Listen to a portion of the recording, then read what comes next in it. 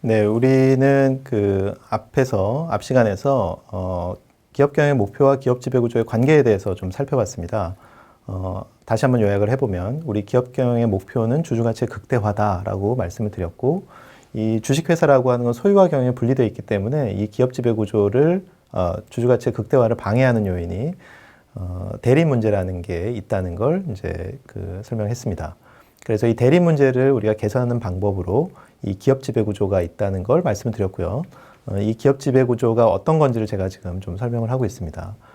기업 지배 구조라고 하는 건 협의의 개념에서 살펴보면 아까 대리 문제를 일으켰던 경영자를 주주들이 얼마나 잘 감시하느냐, 이 시스템은 바로 우리 기업 지배 구조라고 말씀을 드렸고요. 그런데 여러 가지 이제 장치들이, 그러면 이 기업 지배 구조라는 이제 개념 하에서 이걸 어떻게 실현할 것인가 라는 걸 살펴보면 여러 가지 이제 통제 장치를 우리가 살펴볼 수 있는데요. 첫 번째가 이제 내부적인 통제 장치, 이사회, 주주총회, 감사, 소액주주, 기관 투자자, 뭐 이런 것들을 살펴볼 수 있었고요. 이 반면에 이제 광의의 의미로 외부적인 감독 시스템도 우리는 생각을 해볼 수가 있겠습니다. 우리 M&A 시장이 이 기업 지배 구조의 한 수단이다라는 것을 이제 얘기해 보려고 하는데요. 처음에는 잘 이해가 안 갈 수도 있습니다. M&A 시장이 왜 그럴까? 아까 제가 어떤 얘기를 했냐면요. 대리인 문제가 발생하면 대리인 비용이라는 게 발생하기 때문에 기업의 가치가 이제 떨어져 있다, 이렇게 떨어질 수 있다라고 말씀드렸습니다. 우리 M&A 시장은 소위 말하는 기업 사냥꾼이라고 우리가 많이 표현을 하기도 하는데요. 나쁜 의미로. 이렇게 M&A가 발생할 때는요, 어떤 일들이 흔히 벌어지냐면요. 그 기업이 가지고 있는 일반적인 가치, 궁극적인 가치보다 이렇게 대리 문제가 일어나서 기업의 가치가 이렇게 많이 떨어져 있는 그 기업들이 사실은 이런 합병의 대상이 됩니다. 공격의 목표가 될 수도 있는 거죠. 그러면 어떤 그런 기업들이 있다 그러면요. 기업의 가치가 100이라고 할 수 있는데 그런 것들이 일어나서 한 50까지 기업의 가치가 떨어졌다고 가정을 해보겠습니다. 그러면 소위 말하는 아까 그런 기업의 합병을 원하는 노리는 사람들은 이런 기업을 선정해서 거기를 이제 적대적인 합병 이런 것들을 이제 시도를 하겠죠. 그렇게 해서 이제 합병이 일어나게 되면 가장 먼저 일어나는 일은 기존의 경영진을 모두 해고하는 겁니다. 모두 해고하고요. 새로운 이제 이 합병한 그 주체에서 새로운 경영진을 선임을 하죠. 그래서 그렇게 새로운 경영진이 선임이 되면 단기간에 기업의 가치를 높이기 위해서 여러 가지 작업들을 시행을 합니다. 단기간에 그 기업의 가치를 이제 높여서 예를 들어 50까지 떨어졌던 기업의 가치가 70, 80 이렇게 올라가면요. 그때 이제 지분을 모두 다 정리하고 나가는 이런 형태가 왕왕 벌어지기도 하는데요. 그럼 단기간에 기업의 가치를 높이려고 하면 어떤 것들이 있을까요? 장기적인 그런 것들을 일단은 좀 접어두고 당장 필요하지 않은 그런 자산들을 팔거나, 아니면 흔히 우리는 이제 인력 구조 조정 이런 것들 하는 거죠. 고정 비용을 줄이기 위해서 이런 것들이 되기 때문에 실제로 M&A가 발생을 하면 물론 좋은 케이스들도 있지만 보통의 경우에는 좀 고통이 수반되는 이런 경우들을 볼 수 있습니다. 어쨌든 이 M&A가 시행이 되면 가장 먼저 이렇게 경영진들이 교체가 되기 때문에 그런 M&A 시장에 어떤 그런 타겟이 되지 않기 위해서는 우리 회사가 그런 타겟이 되지 않도록 대리 문제를 일으키지 않으려고 하는 경영진 스스로의 그런 유인이 발생하는 거죠. 그래서 M&A 시장이 굉장히 활발하게 발달이 돼 있다, M&A가 굉장히 활성화돼 있다라고 하면 대리 문제가 상대적으로 잘 일어나지 않는 이런 것들을 볼 수 있습니다. 그래서 이런 것들 M&A 시장도 외부적인 기업 지배 구조의 시스템이라고 우리가 생각할 수도 있고요. 또 하나는 경영자 노동 시장이 활발하게 발달된 곳에서는 대리 문제가 상대적으로 많이 발생하지 않습니다. 왜 그럴까요? 만약에 우리 삼성전자 예를 들어볼까요? 삼성전자의 CEO는 굉장히 힘든 일이겠죠. 그렇게 큰 기업을 우리 여러 가지를 고려해서 뭔가 의사결정을 해야 되는 건 굉장히 어려운 일일 겁니다. 그런데 그 역할을 수행할 수 있는 사람이 딱 한 사람밖에 없다라고 하면 그 사람이 좀 대리 문제를 일으켜도 주주들은 어떻게 선택할 수 있는 방법이 없습니다. 그러니까 그 사람을 계속 경영자로 선임할 수밖에 없는 거죠. 그러니까 대리 문제는 조금 더 많이 발생이 되겠죠. 하지만 그런 능력을 가진 사람이 경영자 노동시장에 풍부하게 있다, 여러 사람이 있다라고 하면 이 사람이 조금만 잘못해도 그 사람을 해고하고 다른 사람을 경영자로 우리가 선임할 수 있기 때문에 경영자들은 자신이 해고되지 않기 위해서 이런 대리 문제를 일으키지 않으려고 하는 유인이 발생할 수도 있을 겁니다. 이런 것들도 이제 외부 감독 시스템 중에 하나라고 우리는 생각할 수 있고요. 뭐 우리가 알고 있는 외부 회계 감사제도, 네, 기업의 규모가 어느 정도 이상이 되면 외부 회계를 통해서 이제 감사를 받아야 되는 거죠, 매년. 또 채권자도 사실은 주주는 아니지만 채권자도 기업의 경영에 대리 문제가 발생하지 않는지 살펴볼 수 있는 역할을 하기도 합니다. 왜냐하면 채권자 일반적으로 이제 은행이나 이제 뭐 이런 경우들이 많죠. 이제 그 채권자들은 뭐에 관심이 있냐면요, 그 기업이 수익을 내거나 안 내거나 이런 것도 굉장히 중요하게 보긴 하지만 일단은 그런 수익을 내는 것보다도요, 얼마나 유동성을 확보하고 있느냐, 얼마나 기업이 탄탄하냐, 이걸 이제 좀 살펴봅니다. 왜냐하면 그 기업이 도산하고 나면 빌려준 돈을 못 받기 때문이죠. 그러니까 채권자들도 그런 유동성이라는 관점에서 기업을 살펴본다라는 걸 이제 감안을 해보면 이것도 역시 채권자들도 기업 지배구조, 그 경영자를 감시할 수 있는, 규율할 수 있는 그런 외부 지배구조 시스템으로 생각해 볼 수도 있겠습니다. 그래서 이런 내부 통제 제도나 외부 감독 시스템이 다 합쳐져서 우리가 서로가 서로를 또 협의에서는 주주가 경영자를 이렇게 규율하는 시스템을 우리는 기업 지배 구조다라고 할 수 있겠습니다. 그러면 이렇게 기업 지배 구조가 뭐 아까 제가 말씀드렸듯이 잘 형성이 되어 있는 그런 그 기업들은 주주의 입장에서 보면, 그러니까 주주 또는 투자자의 입장에서 보면 굉장히 좋은 거죠. 왜냐하면 이 기업의 경영자가 내가 투자했을 때 나의 부를 위해서 열심히 노력한다라는 측면에서는 굉장히 내가 선뜻 더 투자할 수 있는 그런 마음이 들게 하는 그런 요인이 생길 겁니다. 하지만 어떤 두 회사가 있는데요. 한 회사는 기업 지배 구조가 좋고요. 한 회사는 기업 지배 구조가 나쁘다라고 하면 그 기업 지배 구조가 나쁜 곳에서는 제가 투자를 해도 주주로서의 저의 부보다는 경영자의 부를 위해 노력할 테니까 여기서는 투자를 잘 하지 않게 되는 그런 모습들이 나타날 겁니다. 그래서 투자자들은 이 기업 지배 구조가 어떤지를 살펴보고 그거에 따라서 투자 여부를 결정하는 그런 움직임이 나타나기 시작을 했고요. 그래서 이런 것들을 고려했을 때는 그 기업의 기업 지배 구조 수준이 어느 정도 되는지를 평가할 필요성이 있겠다라는 측면에서 기업 지배 구조 평가를 하는 그런 기관들이 등장을 하기 시작했습니다. 미국의 뭐 S&P도 마찬가지고요. 우리나라도 한국 기업지배구조원이라든지 또는 사설 그런 기업지배구조 평가 기관들이 등장을 해서 매년 기업들의 기업지배구조를 평가를 하고 그 점수를 공개하고 있습니다. 그러니까 뭐 이것도 하나의 투자 전략이 될 수 있는데요. 만약에 기업지배구조가 좋은 기업이, 아까 이제 두 가지를 말씀드렸잖아요. 기업지배구조가 좋은 그룹과 기업지배구조가 나쁜 그룹이 있을 때 어디가 더 주식의 수익률이 좋을까요? 이론적으로 살펴봤을 때는 이 기업 지배 구조가 좋은 그룹에 투자했을 때 저 주식 수익률이 좋다라고 우리가 기대할 수가 있겠죠. 그러니까 이 투자 전략으로서 기업 지배 구조를 살펴보고 여기에 투자하는 것들도 우리가 고려를 해볼 수 있는데요. 어쨌든 그것의 근거는 이렇게 기업 지배 구조 평가 점수, 네, 뭐 이런 평가 결과 이런 것들을 우리가 중요하게 생각할 수 있다는 겁니다. 이 표에 살펴보는 건 이 S&P의 기업 지배 구조 평가 모델인데요. 우리나라 이 기업 지배 구조 평가 기관들의 모델도 이것과 크게 다르지 않습니다. 먼저 보면 소유 구조가 어떻게 투명한지, 소유가 집중되어 있는지, 뭐 이런 것들 살펴볼 필요가 있겠고요. 또 이해관계자 사이에 뭐 권리라든지 뭐 이런 것들이 어떻게 표현되어 있는지, 그러니까 주주의 권리가 어떻게 돼 있고 의결권이 뭐 어떻게 돼 있고 주총의 절차가 합리적인지 뭐 이런 거 살펴볼 수 있고요. 또 투명성 측면에서 공시가 투명하게 이루어지고 있는지, 또 이제 감사인이 독립적으로, 만약에 감사인이 감사를 제대로 했는데 불이익을 당하게 되면 그때는 지배구조, 기업 지배구조가 작동을 잘 안 한다라고 우리가 평가할 수 있겠죠. 뭐 그런 것들에 대한 내용. 또 이사회가 얼마나 독립적으로 얼마나 잘 그 역할을 하고 있는지, 또 사회이사라는 것도 있습니다. 우리 사회이사라고 하는 건 IMF 체제 이후에 우리 많이 언급이 됐었는데요.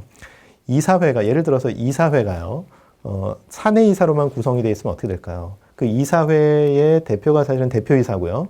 대표이사가 우리 사장의 역할을 하고 있잖아요. 그런데 사내이사들만 기업의 입장에서 보면 대표이사가 있고요. 이 하이라키가 있기 때문에 일반적인 이사들이 대표이사의 뜻을 거스르는 게 쉽지 않은 일입니다. 그러다 보니까 사내 이사들만으로 이사회가 구성이 되면 사실은 사장 혼자 결정하는 것과 크게 다르지 않은 결과가 나올 수도 있어서 이 IMF에서 처음에 우리나라에 그 구제금융을 제공하고 요구했던 사항 중에 하나가 이 사회이사의 도입과 사회이사 역할 강화 뭐 이런 것들을 요구하기도 했습니다. 지금도 그래서 주요 기업들은 이런 사회이사 제도를 운영을 하고 있는데요. 이 사회이사가 얼마나 독립적으로 이렇게 역할을 잘하고 있는지 이런 것들도 바로 기업 지배구조를 평가하는 그런 모델의 중요한 요소라고 이야기할 수 있겠습니다. 그래서 이런 것들이 얼마나 우리가 그 기업 지배구조가 잘 됐는지 이런 것들을 평가해 볼 필요가 있는데요. 안타깝게도 우리나라는 상대적으로 기업 지배구조가 아시아에 있는 국가들 중에서도 굉장히 낮은 수준에 머무르고 있다라고 하는 게 일반적인 평가입니다. 이 표를 보시면요. 뭐 조금 지난 데이터긴 한데요. X축은 보면 기업 지배구조 점수, Corporate Governance 스코어를 나타내고 있고요. 오른쪽에 그 Y축을 보면요. Y축은 PER, PER라는 걸 나타내고 있습니다. PER라는 건 뭐냐면요. PER는 Price와 Earning의 레이쇼입니다. 그러니까 Price는 주가고요. Earning은 수익입니다. 수익 대비해서 주가가 얼마인지를 나타내는 게 바로 PER라는 거고요. 아마 주식시장에 투자를 해보신 분은 PER가 어떤 건지 아마 알고 계실 거예요. 그러니까 PER를 조금 더 설명해 보면 이제 분모가 수익이고요. 분자가 주가라서 제가 만약에 한 주당 어떤 회사가 10,000원을 벌어들이는 회사가 있습니다. 근데 그 회사의 주가가 지금 10만 원이에요. 그러면은 분모는 10,000원이 되는 거고요. 분자는 10만 원이 되는 거니까 10배가 되는 거죠. 퍼는 10배라고 할 수 있습니다. 그 회사는. 그 주당 10,000원을 버는 회사인데 주주들이 그 시장에서 평가했을 때는 이 회사는 가치가 한 10배 정도 있다. 그래서 10만 원 정도를 이야기하는 거고요. 만약에 퍼가 20배라고 하면 똑같은 10,000원을 벌더라도 주가는 뭐 이렇게 20만 원이 되는 뭐 그런 형태인 거죠. 그러니까 퍼라는 게 높으면 높을수록 그 기업에 대한 가치를 더 많이 평가받는다라고 이야기할 수 있겠습니다. 이 그래프를 보면요, 그러니까 이 기업 지배구조 점수에 따라서 얼마나 기업의 가치가 평가되고 있는지를 보여주는 건데 대체적으로 우상향하는 모습을 보여주고 있죠. 그러니까 기업 지배구조 점수가 높을수록 퍼가 더 높아지는. 네. 기업 지배구조 수준이 높을수록 국가별로 더 기업의 가치가 높게 평가받는다라는 뉘앙스를 우리가 느낄 수 있고요. 우리나라를 한번 찾아보시면 중간쯤에 있죠. 그러니까 기업 지배구조 점수가 한 4.7, 뭐 8, 요 정도 되는 수준에 있고요. 그럴 때 퍼가 한 10배가 조금 넘어가는 수준이라고 할 수 있습니다. 실제로 우리나라 기업들의 평균 퍼는요, 지금도 11배에서 12배, 10배에서 12배 그 사이를 왔다 갔다 하고 있습니다. 그러니까 벌어들이는 수익 대비해서 한 10배, 뭐 11배, 뭐 이 정도를 평가받고 있는 거죠. 그런데 맨 오른쪽 맨 위를 보세요. 홍콩이나 싱가포르에 있는 그 기업들 또는 뭐 타이완도 마찬가지고요.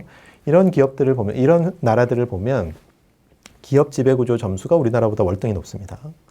그리고 그에 따라서 기업의 가치를 평가받는 것도 20배 이상 되고 있죠. 22배, 뭐 타이완 같은 경우는 25배 근처에 가 있기도 하고요.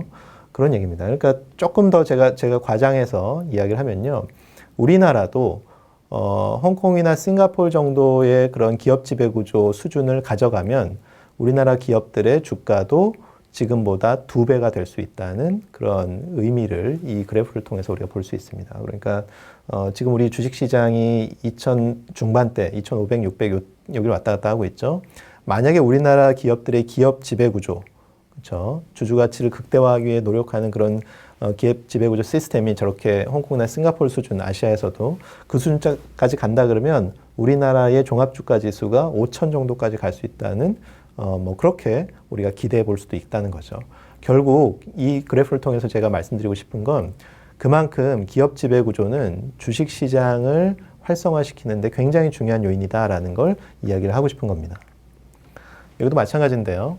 코퍼레이트 거버넌스 스코어가 X축이고요. 오른쪽에는 이제 국가 경쟁력인데요. 여기도 보면 이렇게 우상향하고 있죠. 그러니까 기업 지배구조가 높아져야 국가의 경쟁력도 높아진다. 이런 것들을 우리가 살펴볼 수 있겠습니다. 여러분들은 코리아 디스카운트라는 말을 들어보신 적이 있나요? 그 코리아 디스카운트라는 건 뭐냐면 아까 우리가 봤던 것처럼 똑같이 10,000원을 버는 기업인데요. 우리나라 기업들은 홍콩이나 싱가포르에 있는 기업들보다 주가가 절반밖에 되지 않습니다. 그래서 한국 기업들은 주가가 저평가되고 있다는 걸 우리는 코리아 디스카운트라고 표현을 하고 있는데, 그러면 코리아 디스카운트의 원인이 뭘까라고 그것에 대해서 우리는 많은 고민을 지금까지 해오고 있습니다. 여기서는 이제 지금까지는 우리가 전시 상황이 끝나지 않았기 때문에 북한의 핵 때문에 우리가 불안해서 한국 기업들은 저평가 받는다, 외국인들이 다 투자하지 않는다 이렇게 표현하기도 했는데, 사실은 이 북핵 위협보다는 우리가 배당을 잘 안 하는, 아까 우리 그런 얘기를 했었죠. 주주가치 극대화를 위해서 한국 기업들은 잘 노력하지 않는 이런 모습들이 결국에는 우리나라 기업들의 저평가를 유도하는 게 아니냐, 이렇게 지금 우리가 분석을 하고 있는 거죠. 그래서 우리나라 기업 코리아 디스카운트 현상을 우리 2024년에도 정부가 주도해서 우리 코리아 밸류업 프로그램 같은 것들을 했었잖아요. 우리나라 기업들의 밸류를 높이겠다라고 하는 그런 노력들도 결국에는 이런 북핵 문제보다는, 또는 다른 그런 요인들보다는 기업 지배 구조를 개선해서 어떻게 하면 주주 가치를 극대화할 것이냐, 이것들이 굉장히 중요한 문제라고 이야기를 할 수가 있겠습니다. 그래서 이런 기업 지배 구조를 우리가 어떻게 하면 개선할까라는 측면에서 몇 해 전부터 이 스튜어드십 코드라는 것들을 우리나라 이제 대기업들이 먼저 선제적으로 나서서 이런 것들을 노력하기도 했었죠. 그러니까 기업 지배 구조를 우리가 우리가 개선하는 그런 기업들에게 우리가 투자를 하고 이런 것들을 이제 선도하겠다라는 것들이 바로 이제 몇 해 전부터 일어나는 그런 일들이라고 할 수 있겠습니다. 그래서 이제 여기까지가 이제 두 번째 테마인데요. 두 번째 테마에서는 여러분이 기억하셔야 되는 건 아까 그겁니다. 기업 경영 목표는 주주가치 극대화인데 이걸 방해하는 요인이 대리인 문제라는 게 있었고, 이 대리인 문제를 해결하는 방안이 기업 지배 구조다라는 이제 스토리라인을 기억하시고요.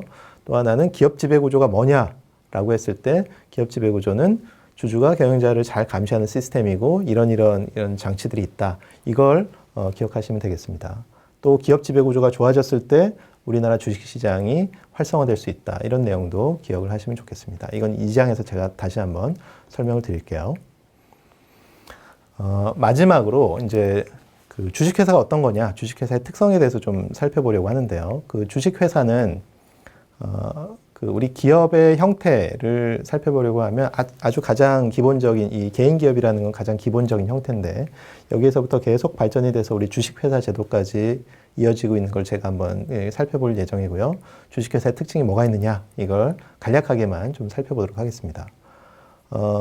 주식회사 기업의 형태에서 개인 기업은요, 가장 기본적인 형태죠. 주로 소규모 기업인데 한 개인이 모든 소유권을 가지고 있는 기업을 이제 개인 기업이라고 하고요. 소유주는 회사의 부채에 대해서 무한 책임을 진다. 회사가 만약에 어떤 채무를 졌다라고 하면 끝까지 이걸 책임지는 게 바로 무한 책임이라고 할 수 있는데, 소유주의 수명이 곧 회사의 수명이고 소유권의 이전이 쉽지 않다는 특징을 가지고 있습니다. 뒤에 가서 다시 한번 말씀을 드리겠지만, 이 무한 책임과 반대되는 개념으로 우리는 유한 책임이라는 것도 있습니다. 유한 책임을 제가 좀 설명을 해볼게요.